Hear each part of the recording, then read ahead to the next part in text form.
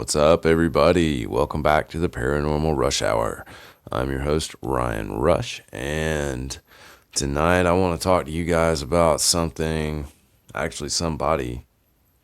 who's doing something or pushing something, an idea, something like that, I guess you could call it. I don't know. But anyway, we're going to get into that. But before that, I wanted to run something by you guys. And you can just let me know what you think in the comments, and I'll see them there. But I wanted to know what you would think about a channel. I was thinking about doing this, starting a channel where I gave away guitars and nothing else. Like, that was the sole purpose. Like, I would really like to be able to give guitars preferably to people who wouldn't be able to get, a nicer guitar otherwise, because I like to promote guitar playing. A lot of you guys who have followed my other channel for a long time know that I play the guitar and love guitars. And I actually have a guitar channel that I just put clips that I've made over the years on. I kind of just store them there, I guess. Anyway, it's called Ryan Rush Guitar. If anybody wants to go check it out, you're more than welcome to. I don't even know how many on there, but I've transferred quite a few onto there from like Facebook and stuff. But anyway, that's beside the point. I just want to know what you guys would think, how you think a channel like that would be received. Because, I think it would be just cool to have one that, like, I could demo the guitar in a video, and then, you could enter to be chosen to get it, on that video, and I could just keep doing that. I think it would be pretty cool. Anyway, it's something I've just been wanting to do for a while, so I want to know what people think. That's enough about that. Anyway, if you haven't subscribed to this channel, though, I'd love it if you did, because I'm trying to get more people to do that too. Anyway, tonight, man, I want to talk to you guys about the close encounters of the fifth kind phenomenon that's going on. It depends on how you look at it and what you believe, but okay, what are these close encounters of the fifth kind? Well, there's like 5 different types of close encounters. Okay. There are close encounters of the first kind, which is like visually seeing and like a UFO. That would be like just seeing one, a sighting. That would be the first kind. Okay, the second kind, close encounters of the second kind, are when you see visual evidence of the craft being there, like crop circles or burnt places in the ground, something like that. That would be classified as a close encounter of the second kind. Close encounter of the third kind is when you visually see the occupants of the craft. So if you caught a glimpse of the ETs inside the UFO while it was flying or landed, or if they happened to get out or something and wave at you, whatever the case may be, that's a close encounter of the third kind. Close encounter of the fourth kind is when someone is abducted and brought aboard a UFO, an alien craft. Okay, that's what the fourth kind is. And the fifth kind is where a human initiates contact with an extraterrestrial. So basically, it's like you contacting them. That would be a close encounter of the fifth kind. That's pretty much what it is in a nutshell. I know there's a better, longer, more, eloquent sounding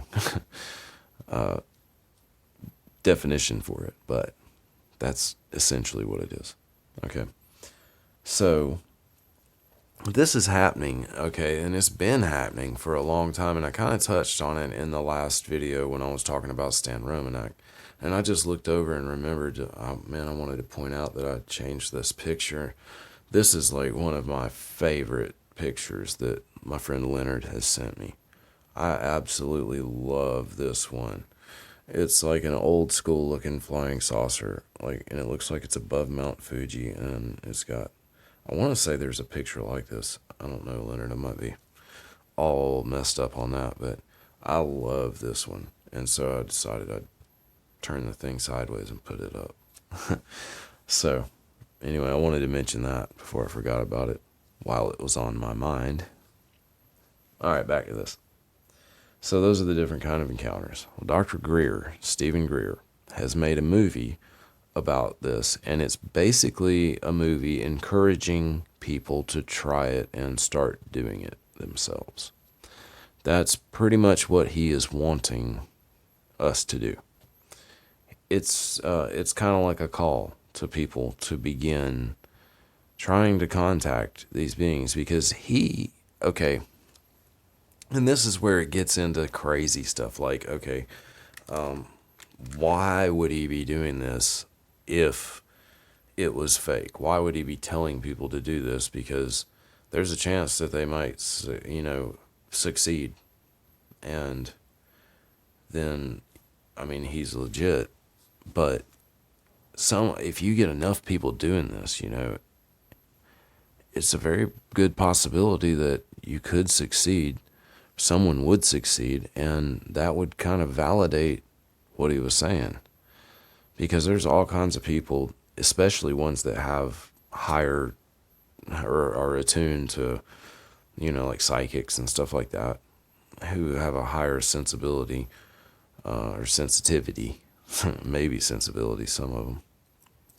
I don't know. Anyway, all right, sensitivity to that stuff.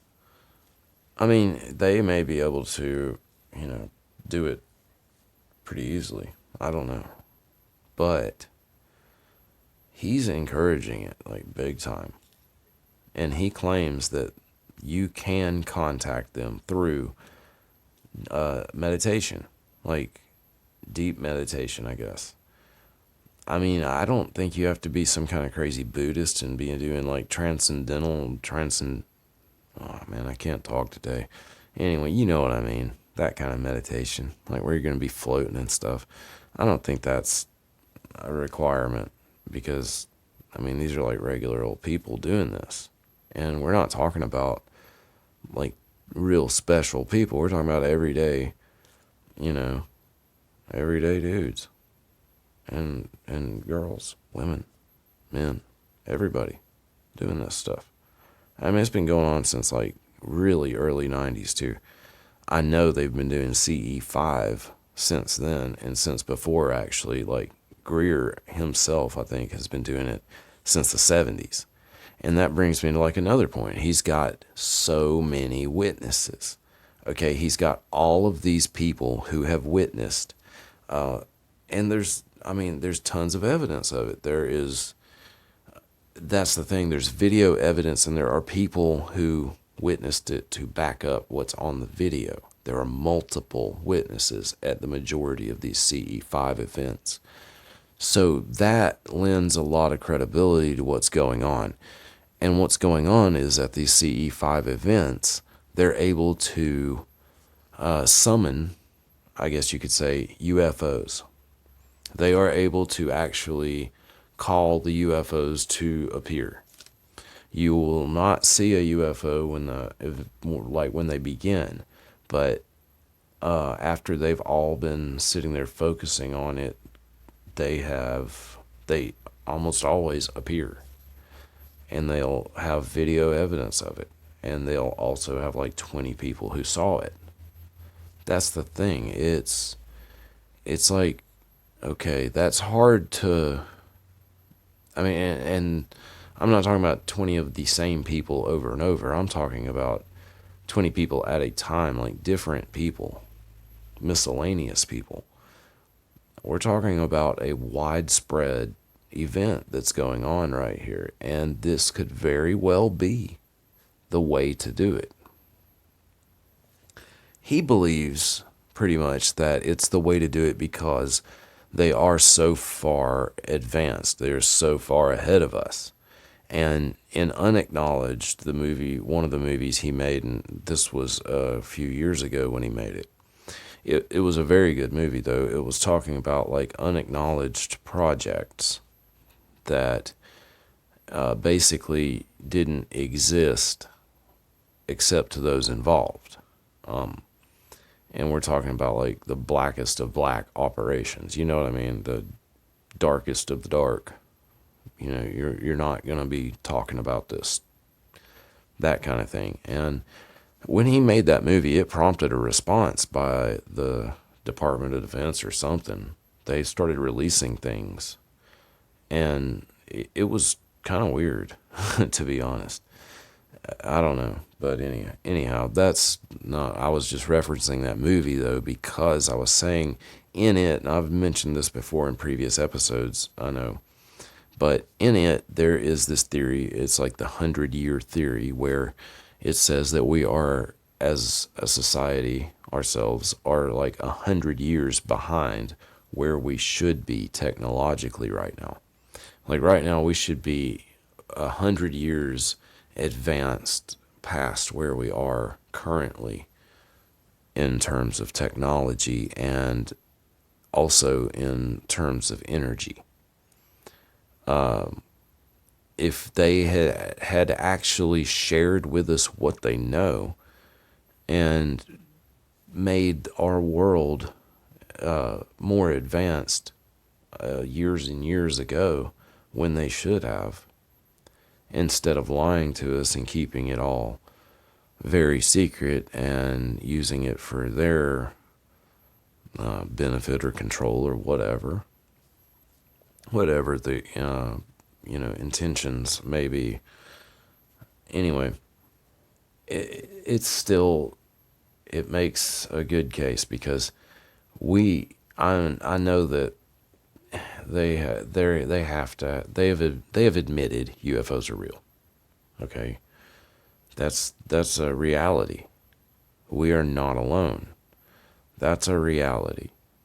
There are things that are so profound, I think, that they're just not being recognized widely right now. You know, it's not being widely publicized.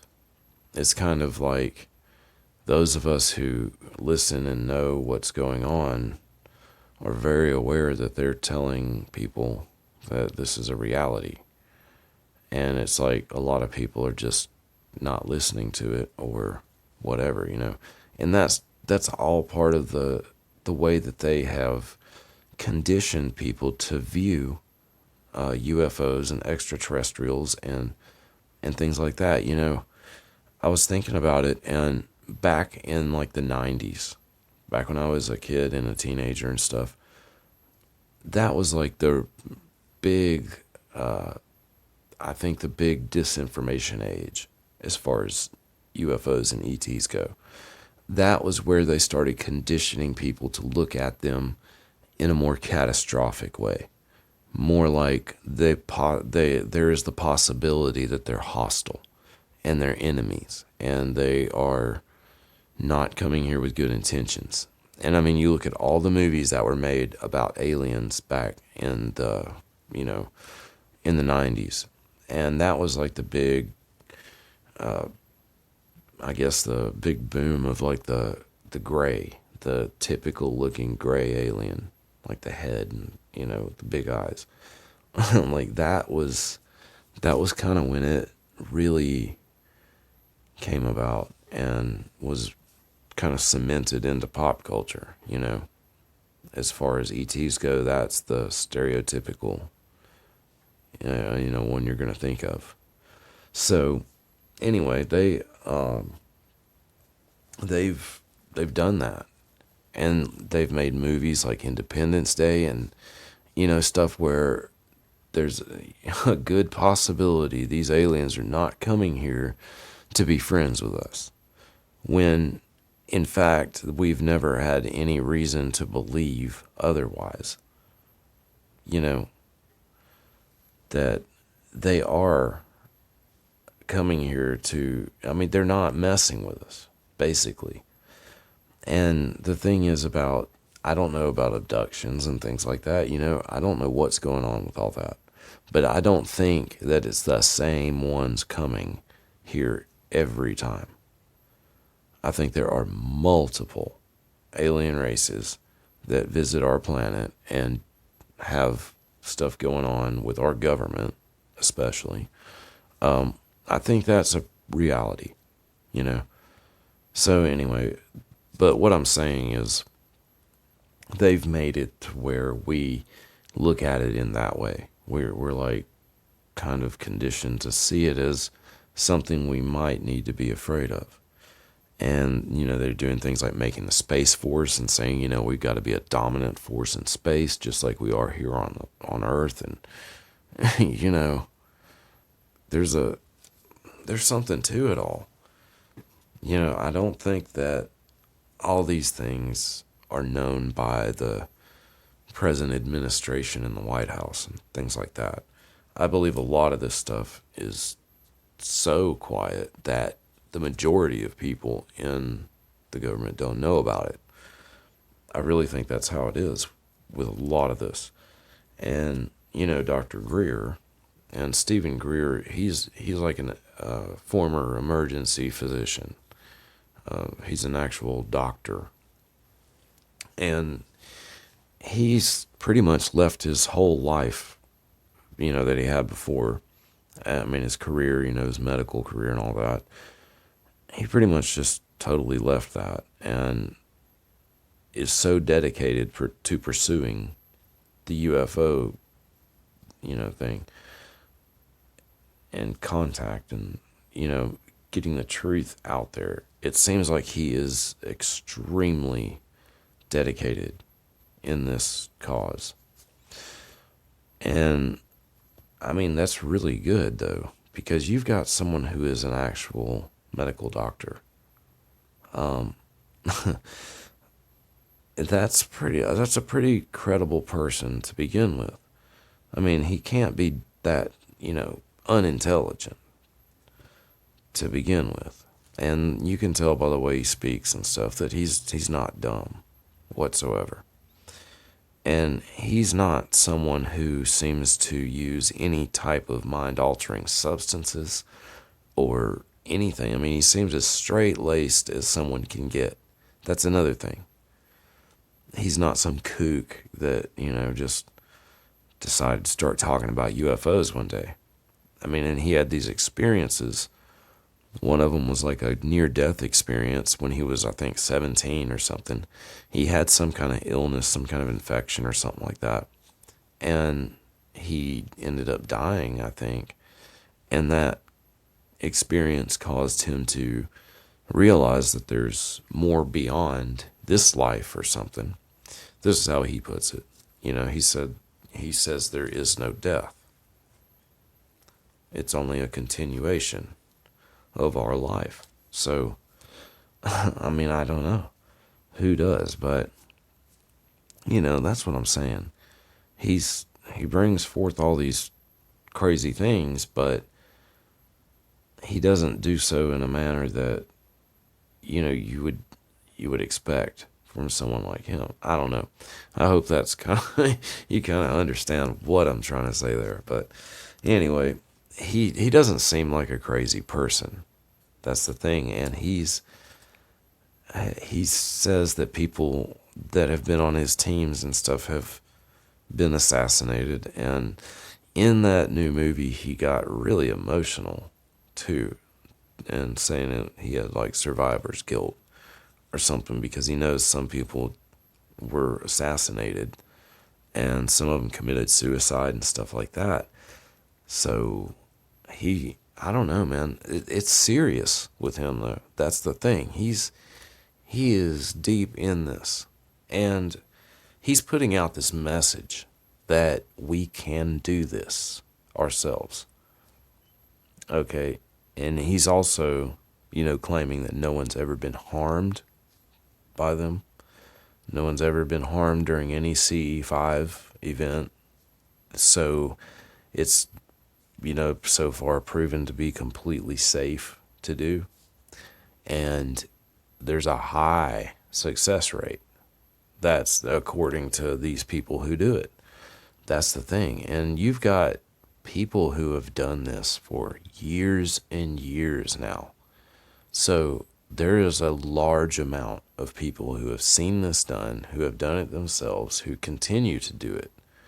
You know, some people on a daily basis. And that's the thing. There's people who give testimony about it. And they are on video, they are photographed at the event. It's shown that they were there, and you just cannot get that many people to lie, you know. And these kinds of people aren't crazy people either. That's another thing. You know, the people that go and do this stuff, I mean, they're just people who are interested in it. And, you know, all walks of life are interested in this stuff. But there's a guy that I think it was in that movie where he told about being healed. He had hearing loss since he was like a teenager.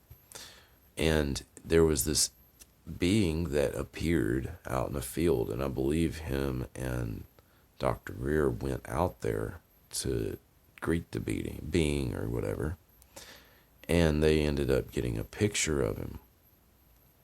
And I don't know if these photographs of his have ever been authenticated or really picked apart.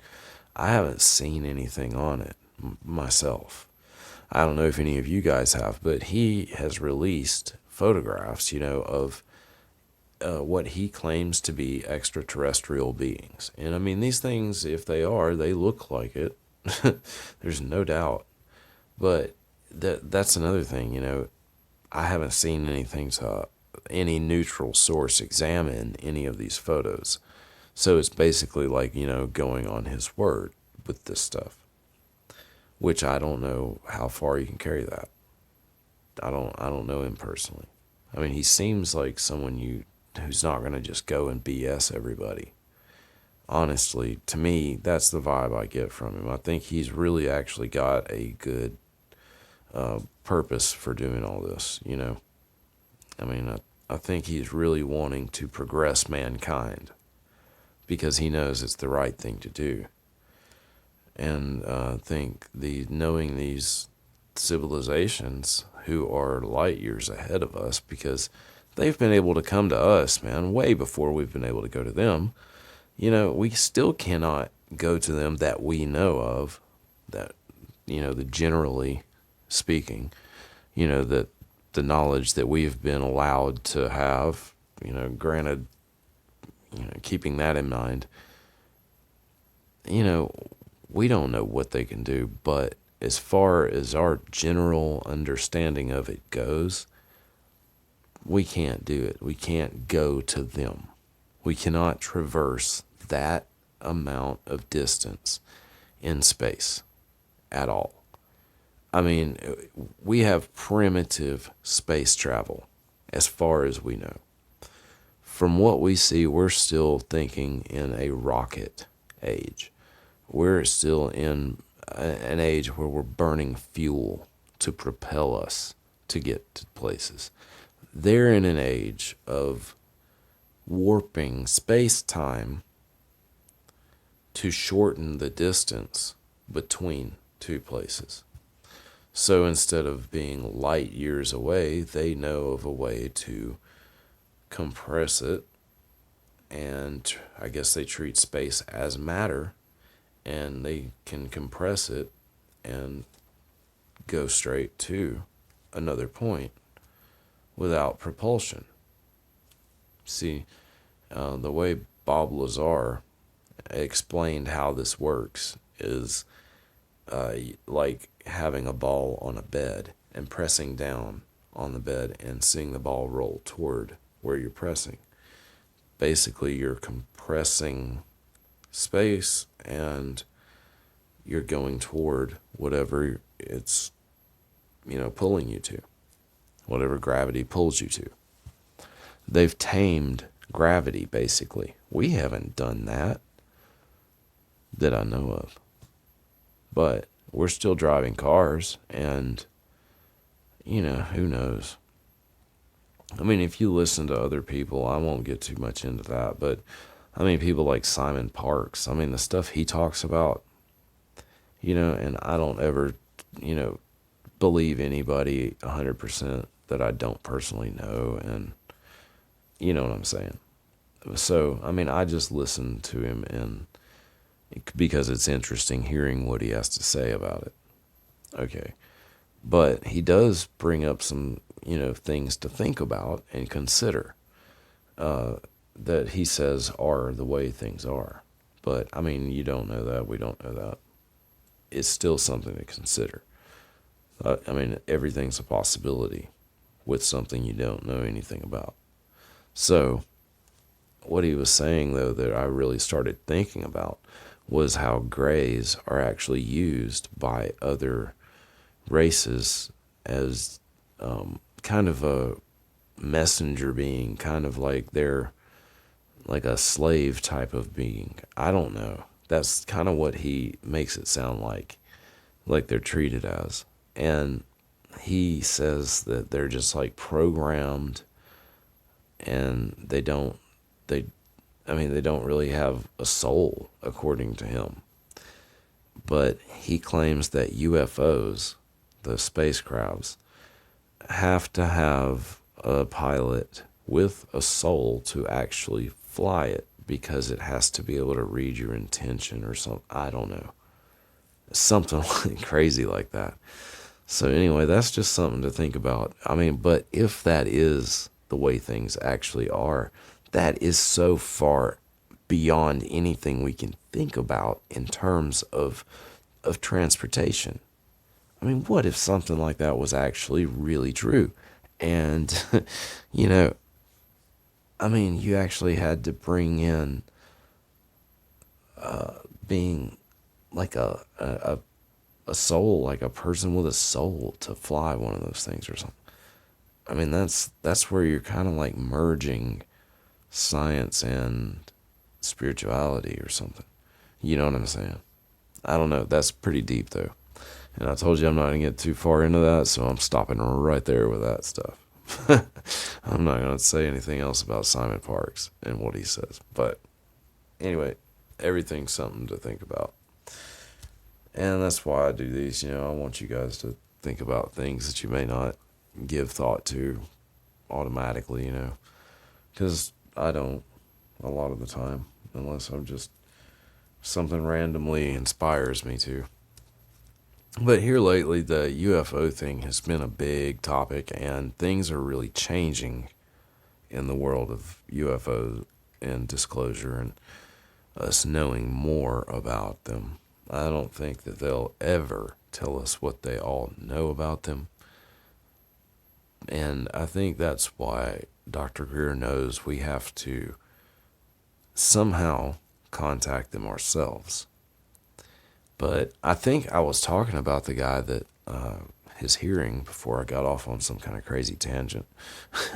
But anyway, they say that this guy went to a healer being and they got a picture of it, and the next day he went to breakfast and he didn't have his hearing aids in, and he said he realized he could hear everybody perfectly. And he had asked that being that they went out to talk to if he could do something about his hearing. Like, he actually directly asked him, and he fixed it for him. Like, the guy doesn't wear hearing aids anymore. And people were there. Dr. Greer was there. People were there to witness this. That's the thing. People were there to see him hearing people and reacting to being able to hear for the first time since he was a teenager. And this guy, he looked like he was easily like, maybe 60 or, older. I can't remember if he told how old he was, but he was not a young dude. So he had been, not a real young dude. So he had been around a while not being able to hear. And he was talking about how self-conscious he was about it and all that stuff too. So, having something like that happen is profound. And I don't know. It's hard to argue with witness testimony. That's why you have to really be careful with what you're listening to. I mean, I don't know. It's hard to say, because even though there are witnesses to this stuff, is everything true? That's what you have to really think about. Is everything true? How much of it happened, and how much of it was said to have happened, or you know what I mean? If it's a huge group of people all agreeing upon one thing, you can pretty well say it happened. But if it's one or two people saying it happened, there's a lot more likelihood that it wasn't exactly how it's being told. If it happened at all. So that's what I'm saying about, you have to be careful. You have to really think about it when you're listening to stuff, and consider the likelihood of it of actually being something that occurred. Anyway, there's a lot of stuff that Dr. Greer talks about that he claims that he does know, though. And a lot of this, there is some of it that's confirmed by a few people, but there's not a whole ton of people saying this. So I don't know for sure, but I mean, I've talked about it before, about like he pushes us a lot about the fake invasion theory, where they say that they are going to end up one day creating a mock invasion to usher in like a one world government. They say that what they're going to do is fly they have enough UFOs to stage the invasion now, and they can fly them and position them, and then the people will be so freaked out about it that they will accept whatever savior comes their way. And if that happens to be a one world government being created in the process, then that's about the only way they'll accept it. And that's what that theory suggests. Okay, it will give whatever can stop this from happening total power over the world, basically. Because it's going to be a global thing. It's not a localized deal. And, I mean, they say that they have been staging abductions for years and years and years. Dr. Greer claims in that Close Encounters movie that somebody, I think it was some kind of prince or something, that was at some kind of global conference. They were going to end up releasing files on UFOs, something or other. And I don't know, some kind of classified documents that would have probably been revolutionary if they had been released. But they claimed that he was abducted right out of his limousine by our government, or a government, or whatever. And like the aliens in there had told him not to go through with the deal that they were talking about and all this other stuff. So that's what I'm saying, I mean, I can't verify that, but I mean, it's possible. If they've had UFOs recovered, and technology is, I mean, it always progresses no matter what. So they could have possibly figured things out that they didn't know years ago, just because the science here has caught up with it now. But when you look at the science of the UFOs and what these other civilizations are capable of, it makes the way we perceive everything to be, basically makes it irrelevant. Because we have no way to base an understanding on that stuff. We don't understand it at all, because we don't have anything to relate it to. These civilizations can be so far advanced that they know how to transcend dimensions. They're interdimensional, and we can't do that. they can. And that could be one way that they get here. And we can't go to them because we're not as far ahead as they are. And we're not allowed to get the technology and the wisdom and understanding that they have provided, certain people on this planet that only they have gotten to see. Stuff that could have created a totally different society, a totally different world. A much, much better one, a much more peaceful one. And I think that stuff has been purposefully withheld from us. I know this all sounds kind of conspiracy like, but I really do think, some conspiracies, definitely have some merit. I mean, some are crazy, some are not so crazy. And some are turning out to be known to be true. So, I don't know. It's a different time right now. That's for sure. But, basically our science is antiquated. That's basically what it amounts to, especially in comparison to what they're capable of. It like physics is irrelevant the way we look at it. In terms of what they do, yeah, man, it's irrelevant how we view it.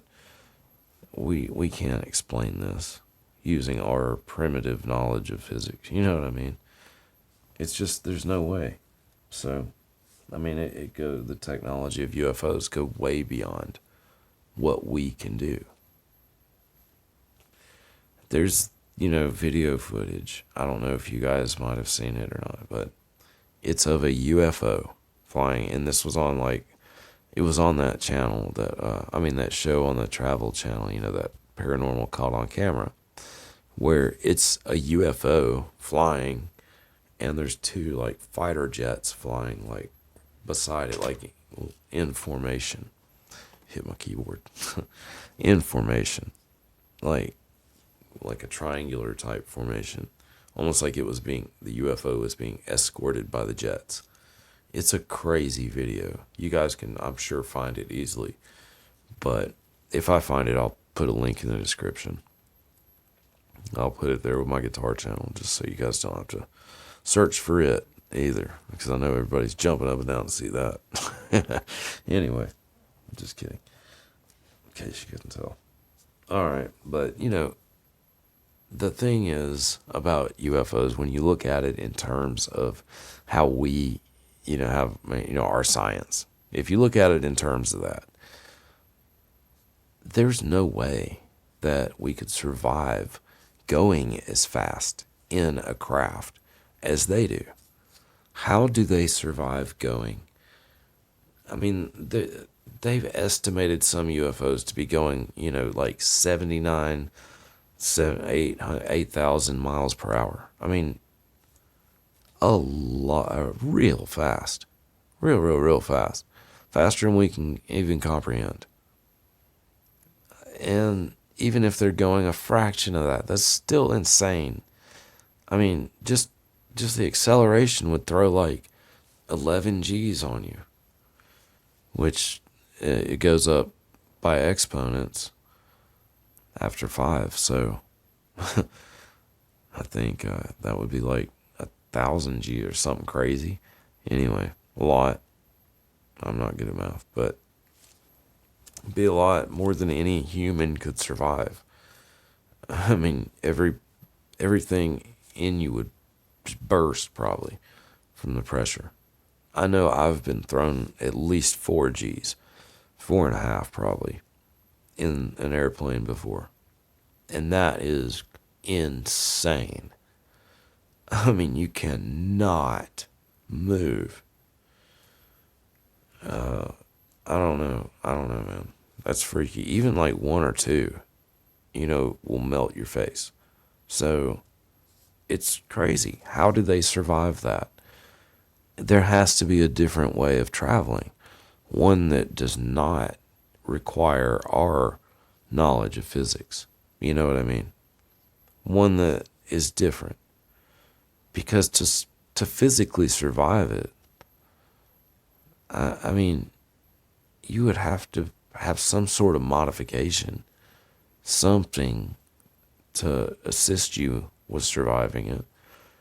But they can go so fast, and it doesn't.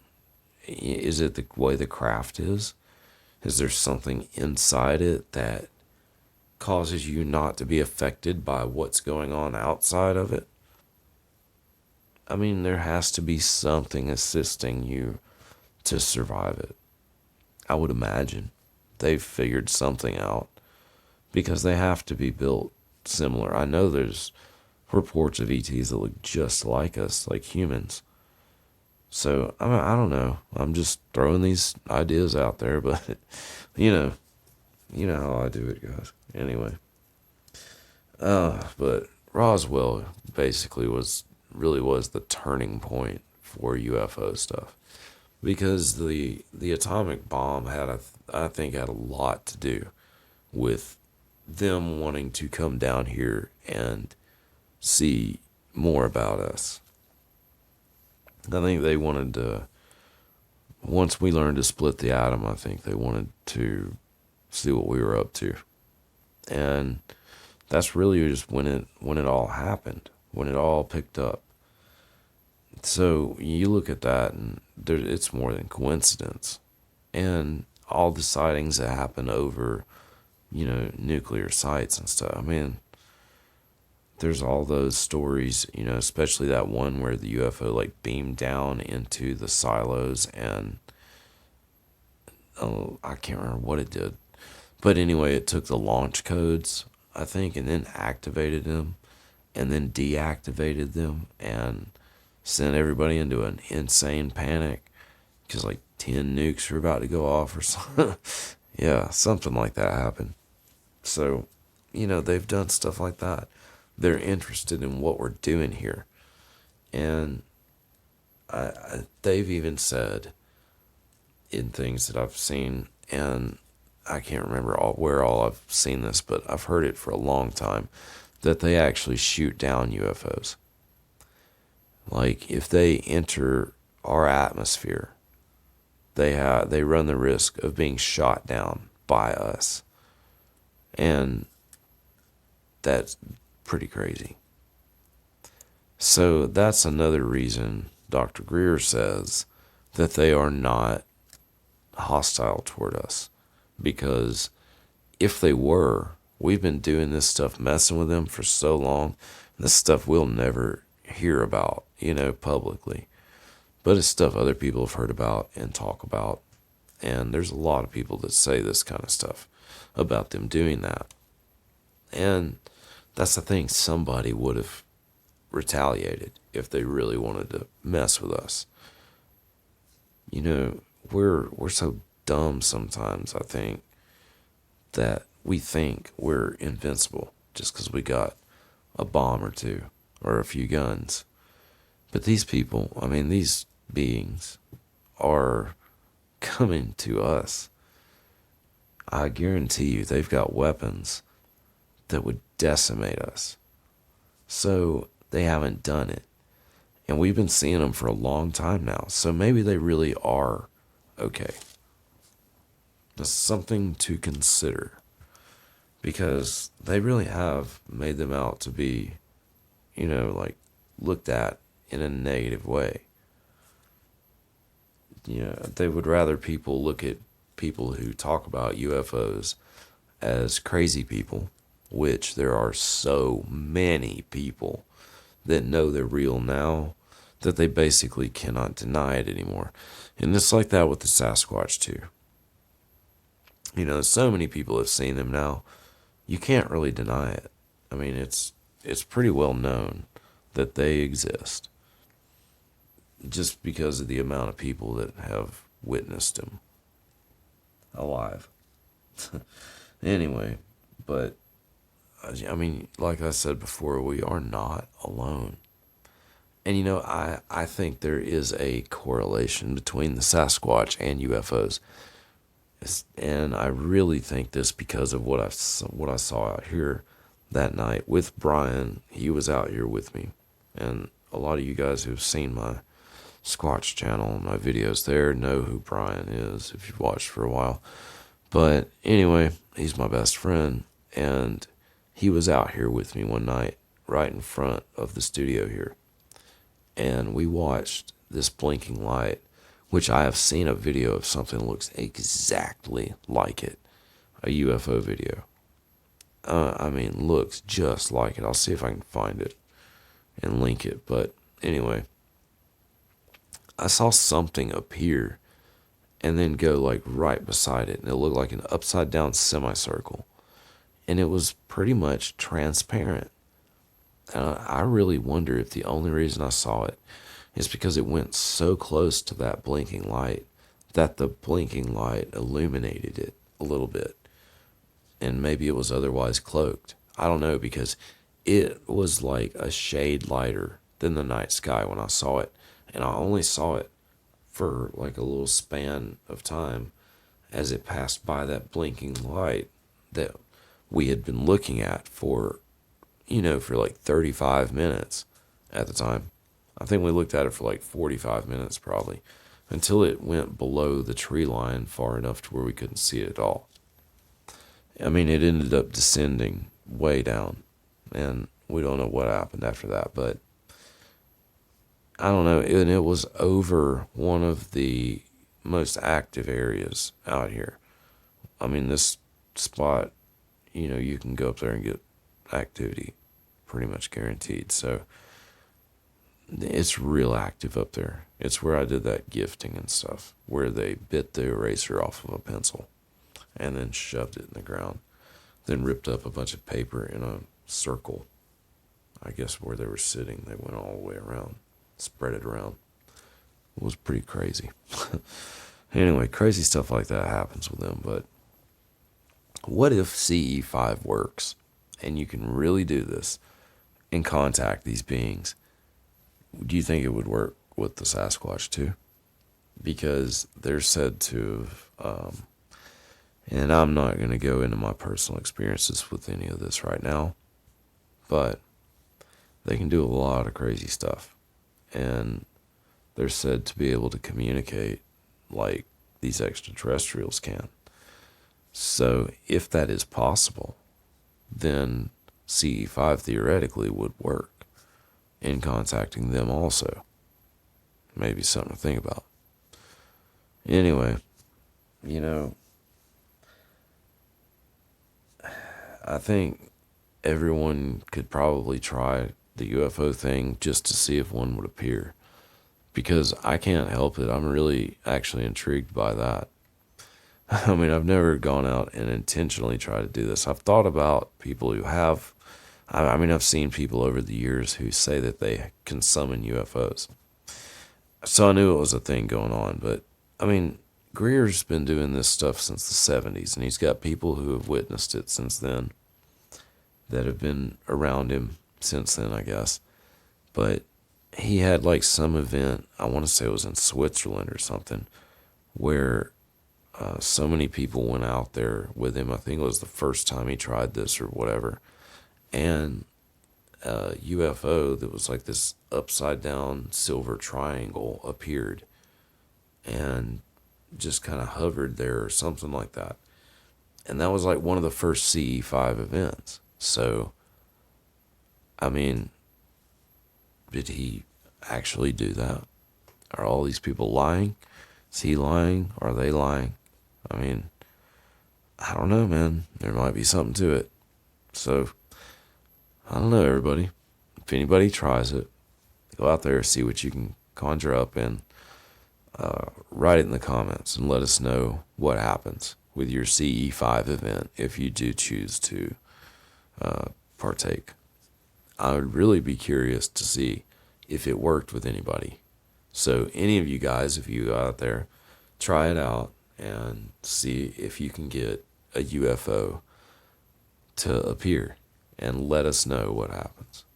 Take a picture if you can. If you guys can take a picture of it, email it to me, paranormalrushhour@gmail.com, and I will put it up on the show. Faux show. Yeah. Anyway, I don't know. There's a lot to think about with all this stuff, but I think we're going to know, like, officially for certain, somehow or another, before too long, we will know extraterrestrials do exist.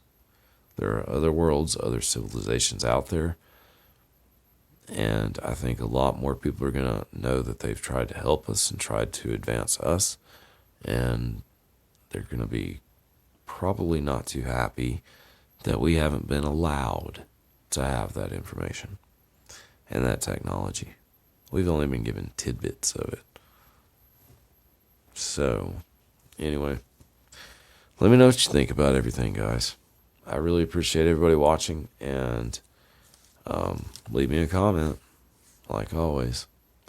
And I'll be back with you guys soon. So, till then, everybody stay safe and take it easy. And I'll catch you guys later.